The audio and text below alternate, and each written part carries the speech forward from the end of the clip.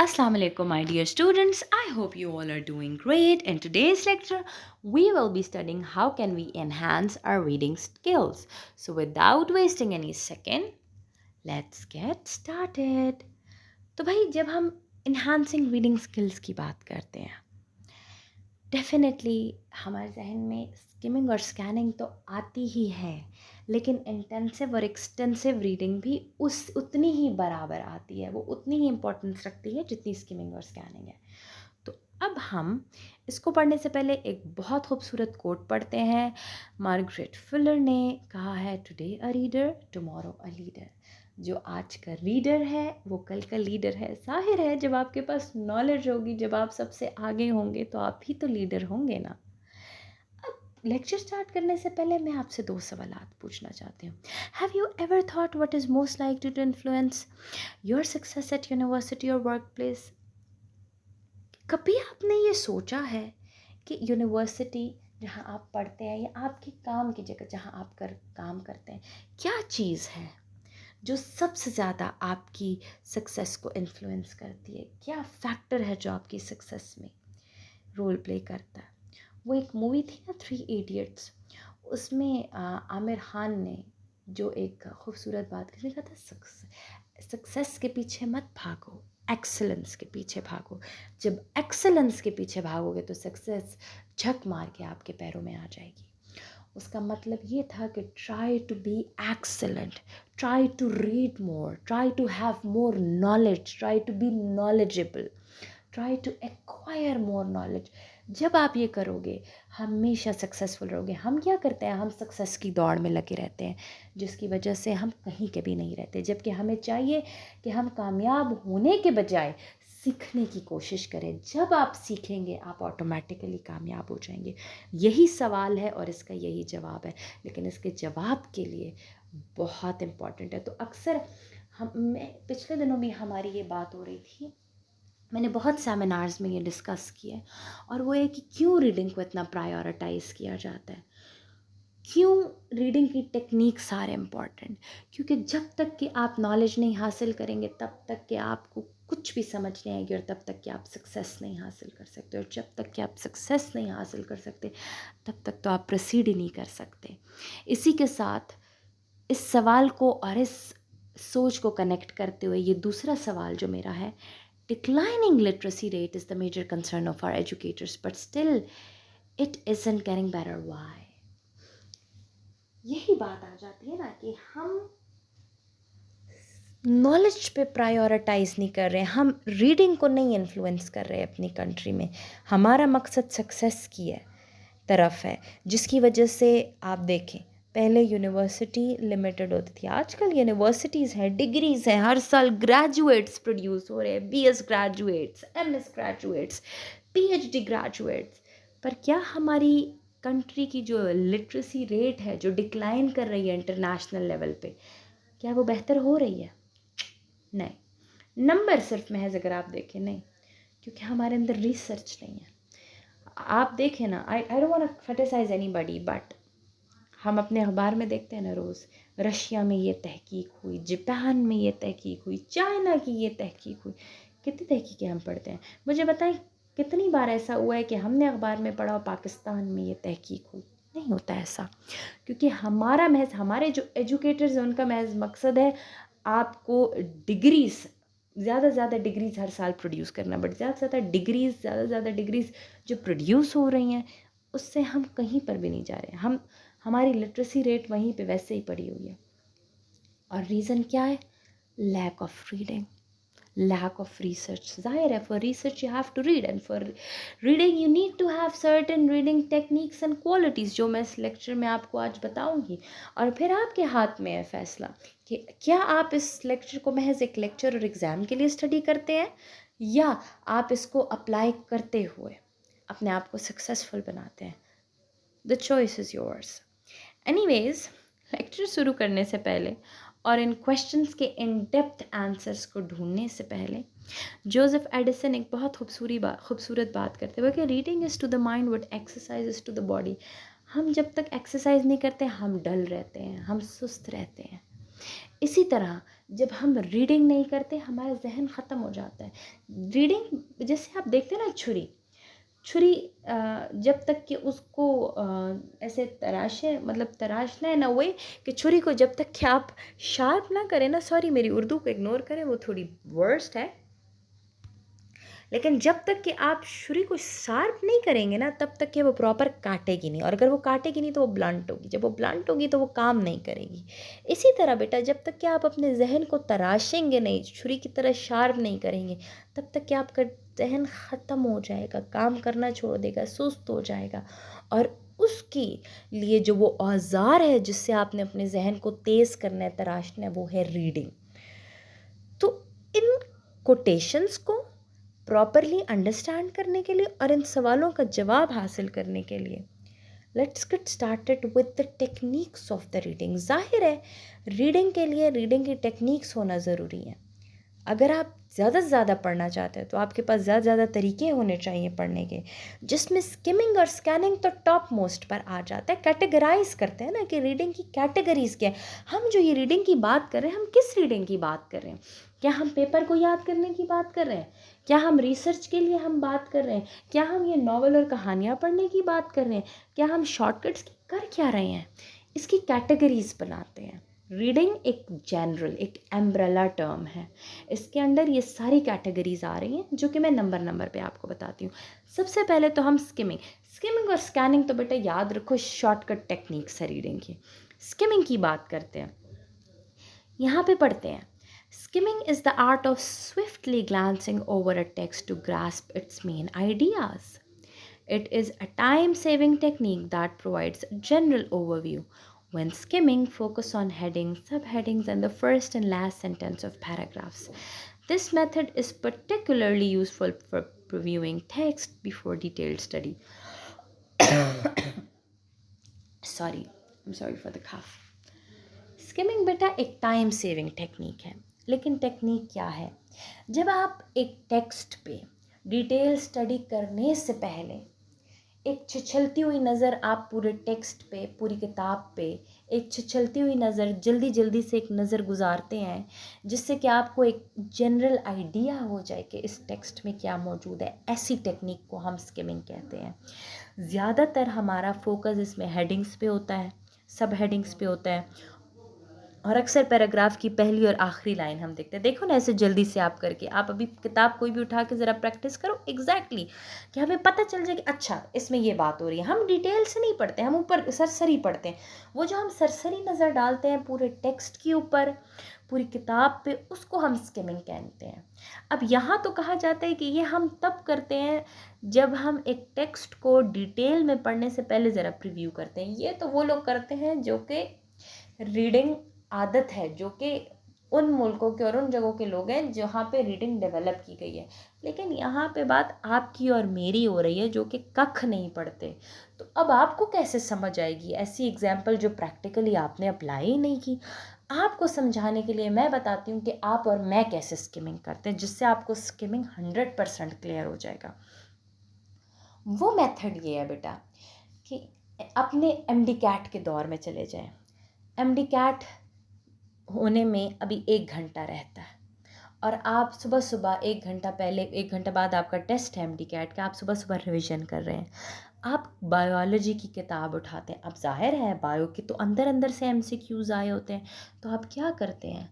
आपने 20 minute biology की किताब को दिए, आप बायो की किताब खोलेंगे और आप जल्दी जल्दी चलती हुई नज़र डालेंगे उसकी हेडिंग्स पे, मेन हेडिंग्स पे, सब हेडिंग्स पे, अंदर की डायग्राम्स पे।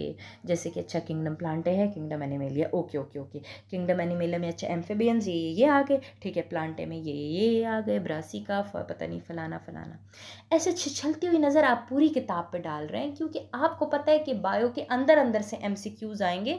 आप सिर्फ वो एक जनरल रिविजन कर रहे हैं। वो छिछलती हुई नज़र, वो जनरल ओवरव्यू जो आप पूरी बायोलॉजी की किताब पे डाल रहे हैं एमडी कैट में 1 घंटे पहले, क्योंकि आपके पास सिर्फ 20 मिनट है बेटा, उस टेक्निक को कहते हैं स्किमिंग। इस टाइप की रीडिंग हो, बिल्कुल वही चीज़ है, इसको कहते हैं स्किमिंग।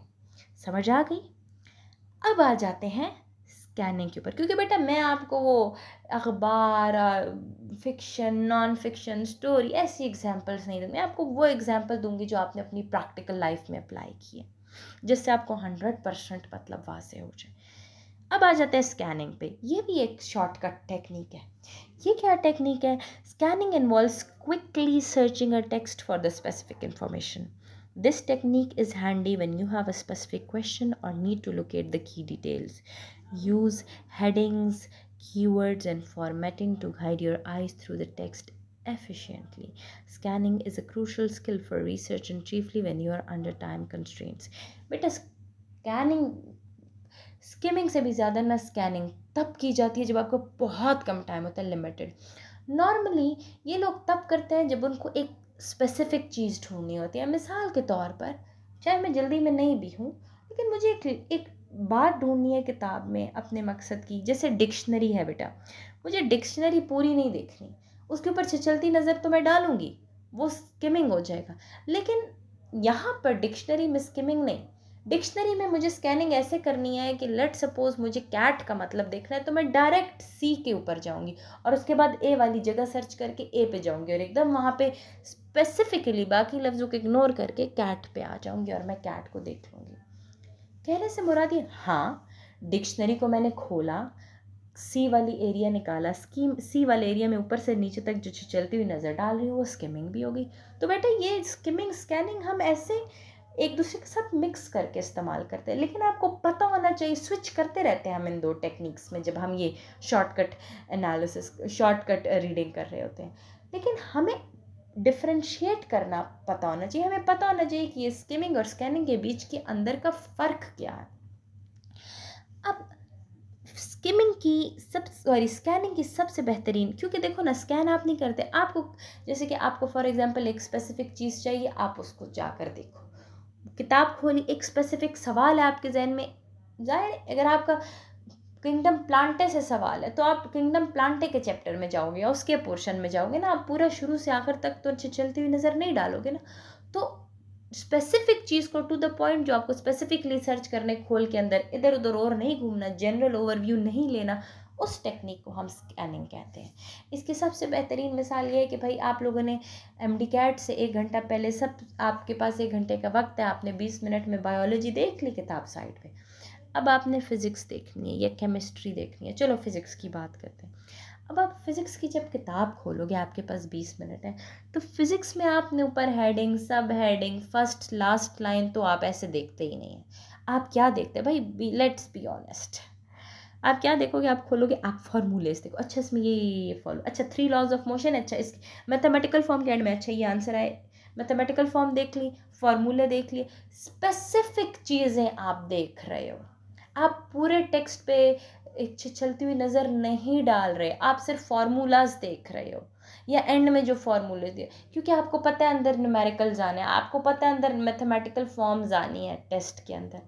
तो इस स्पेसिफिक चीज़ को जो आप टाइम कंस्ट्रेन में ढूंढते हो, जब आपके पास लिमिटेड कम टाइम होता है, तो उस टेक्निक को आप स्कैनिंग करते हैं। एग्जैक्टली यही ऐसे आप जहाँ पर भी करोगे इस टेक्निक को, ये मिसाल अपने जहन में रखो, कभी भी गलत नहीं होगी स्किमिंग स्कैनिंग में। चलो जी, ये तो हो गया स्किमिंग और स्कैनिंग। अब ज़रा डिटेल्ड एनालिसिस के ऊपर भी आ जाते हैं।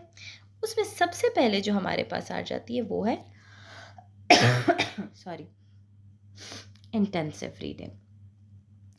Intensive reading demands a deep dive into a text, focusing on comprehension and detail. This is the mode you switch to when you need a thorough understanding of a topic.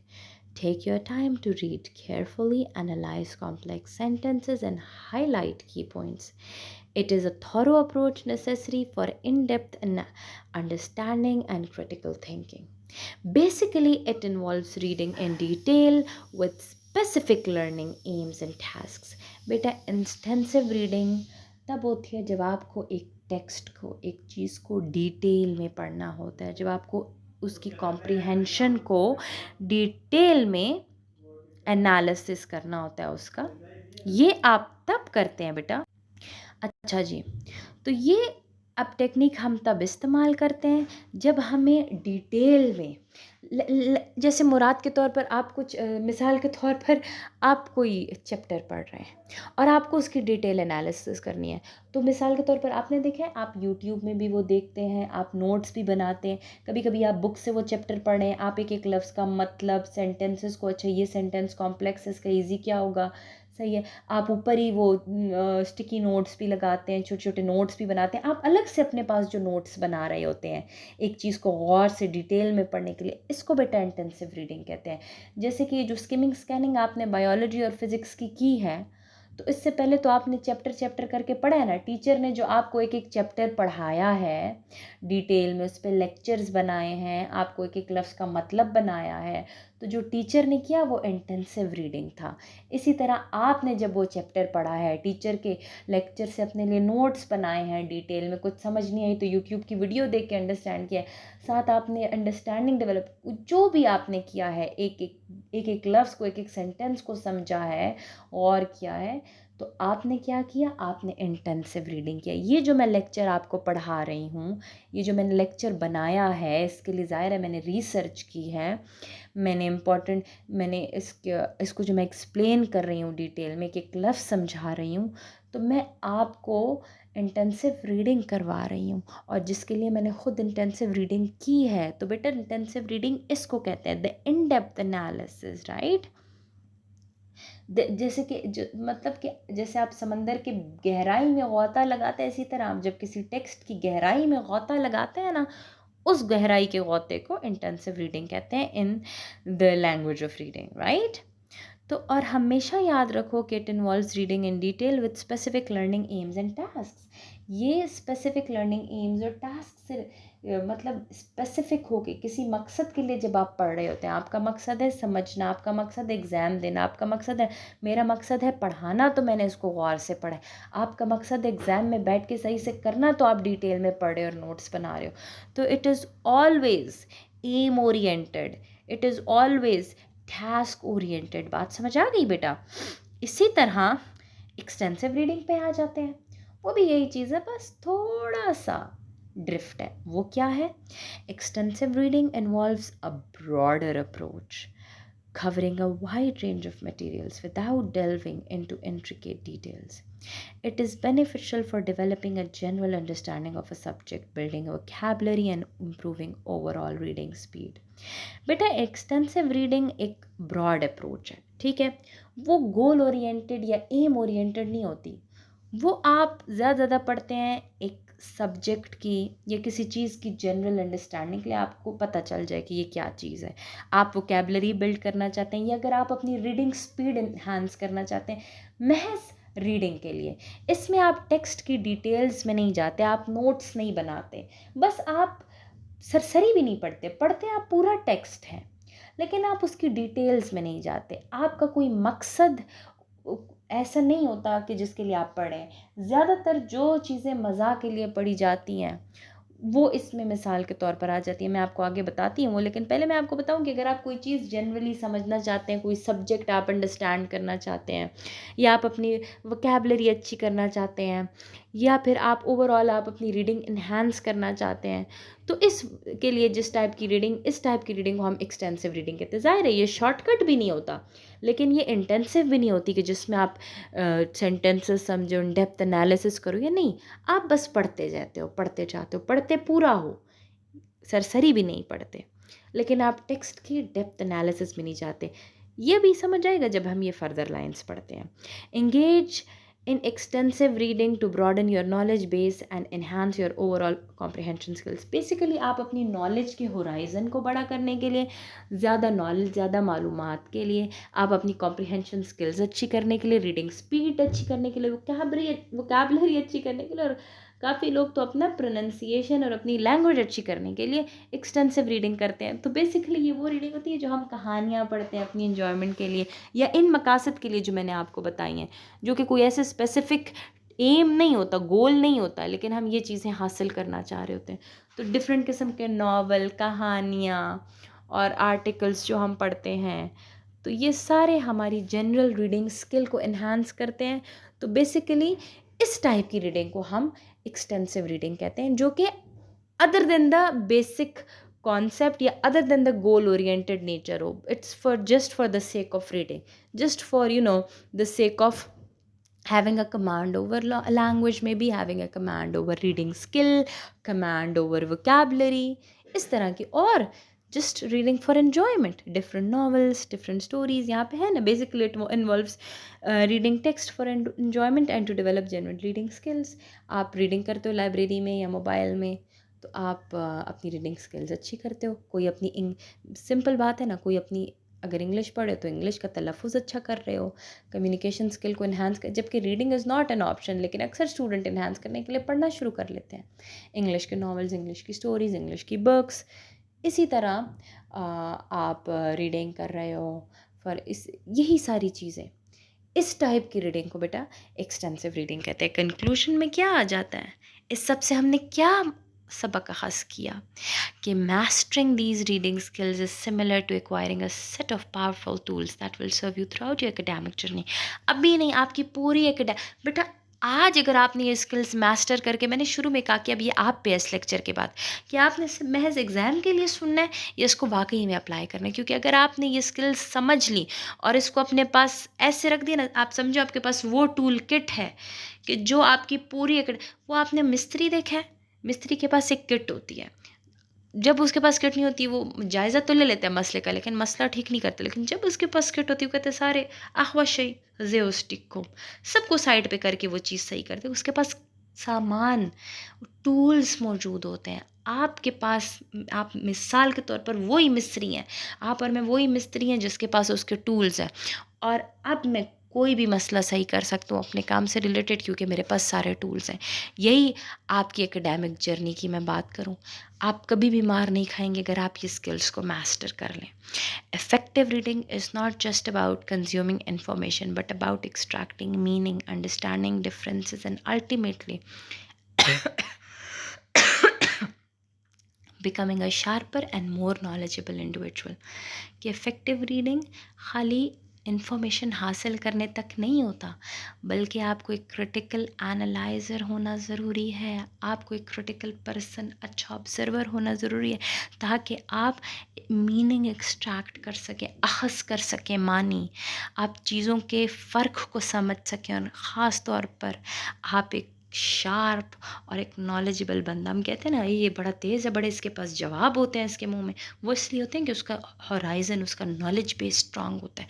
अपना knowledge base, अपना horizon strong रखें, तभी आप arguments भी build कर पाएंगे और ज़िंदगी में कभी भी मार नहीं खाएंगे. ये मैं आपकी उस्ताद आपको बता रही हूँ, आप कभी भी गलत नहीं होंगे.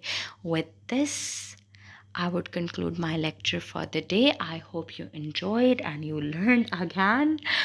And any other questions if you're having regarding this lecture or any other lecture that you want me to deliver next time after this video, please comment down in the comment section below. I hope you've learned and all and all and all. And with that, have a very good night. Take care. Allah Hafiz. Best of luck for your paper.